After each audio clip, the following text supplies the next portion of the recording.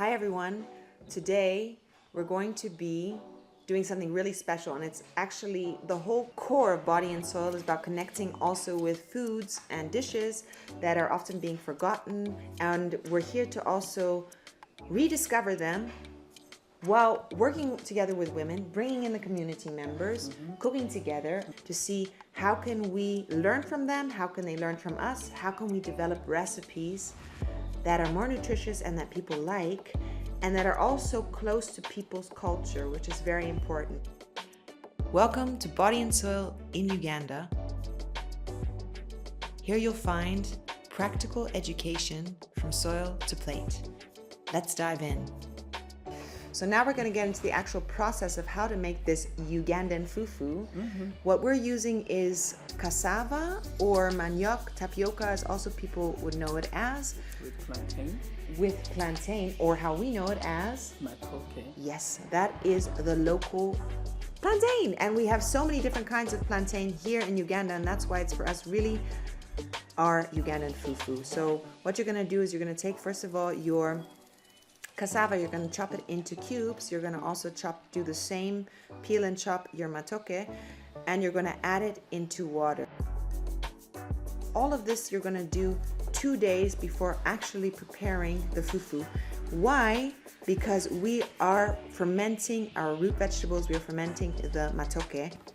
Remove our matooke and our cassava from the water. We're going to remove it.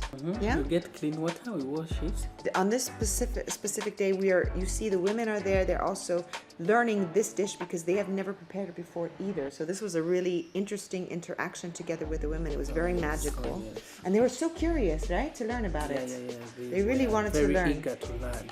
So after we removed the water, the excess water, and washed it, we are going to blend it. That is something you need electricity for. So you use a blender to blend it.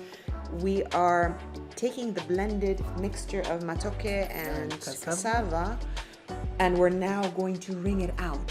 We're going to take all the excess water. We want to have as little moisture in there as possible. Once we've removed all the excess water through the process of squeezing, you're going to have like 2 firm balls of Ugandan fufu, but it's not the fufu yet, it's like of our fermented foods.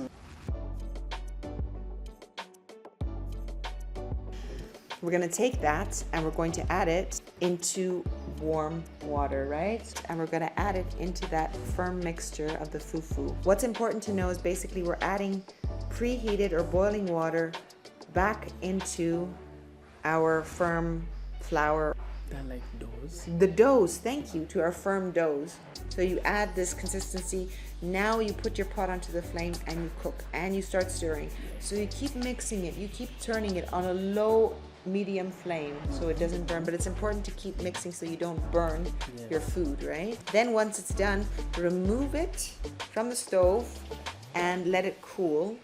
And then after it's cooled, you can serve. Always make sure to have more vegetables or more beans, more greens on your plate than you actually have your starch. That's gonna be a much healthier way to eat than first adding so much starch on your plate that it makes you so full that you don't have space for anything else on your plate. How can we get more colors onto our plate? You can eat this. We made it with an okra sauce and with greens, which was delicious, but you can also eat it with pasted greens, for example, just as delicious.